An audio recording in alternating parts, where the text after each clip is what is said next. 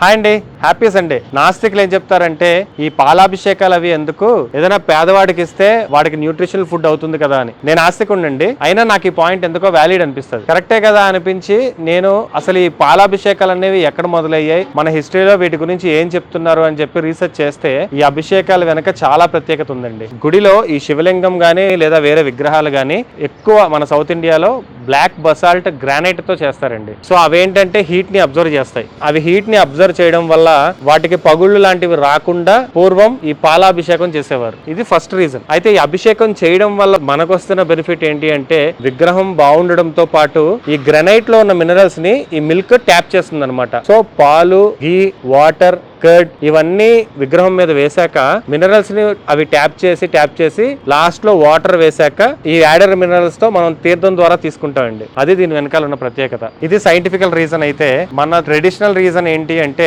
పాలు అనేది ఎంతో శ్రేష్టమైన ఆహారం, వాటిని మనం దేవుడికి సమర్పించుకోవడంలో ఒక గ్రాటిట్యూడ్ ఉంటుంది అనేది నమ్మకం. సో ఈ పాలని ముందు అనుకున్నట్టు పేదవాడికి అందేలా చేస్తే బాగుంది కదా, కరెక్ట్. అలా చేయడం కోసమే లింగాకారం కూడా ఇలా ఉంటుందండి.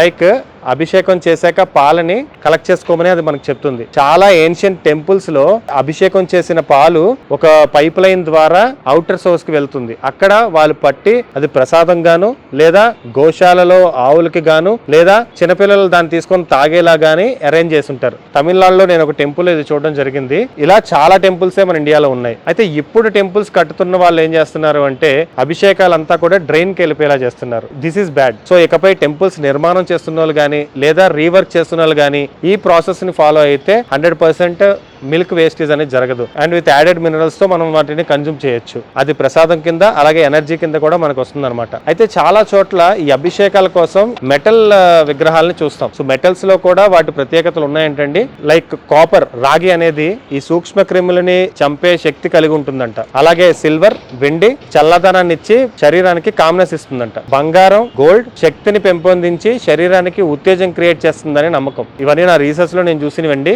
అయితే ఏది బ్యాడ్, ఈ అభిషేకాలు మనం అభిమానించే హీరోలకి కటౌట్ల మీద వేస్తాం చూడండి, అవి ప్లాస్టిక్ ఫ్లెక్సీస్. వాటి మీద పాలు వేస్తే ఆ పాలు ప్లాస్టిక్ ప్యాకెట్ లో పాలు లాంటివే. పోనీ అవి పట్టి మనం వాడతామా అంటే లేదు. ఆ థియేటర్ నుంచి బయట రోడ్ల మీద పారుతూ ఉంటాయి. పోనీ పారింది భూమికి ఎరువు కింద ఏమైనా వెళ్తుందా అంటే మన సిటీలో తార్ రోడ్లు, సిమెంట్ రోడ్లు తప్ప మట్టి ఎక్కడ ఉందండి. సో ఈ పాలాభిషేకాలు మనం అవాయిడ్ చేసి నిజంగా అభిమానం ఉంటే ఈ గ్రానైట్ తో లేదా మెటల్స్ తో తయారు చేసుకొని వాటికి అభిషేకం చేసి మీరు కన్జ్యూమ్ చేయండి. It helps us. మా కాంటెంట్ మీకు నచ్చితే please do subscribe, join our community and let's grow together. Thank you.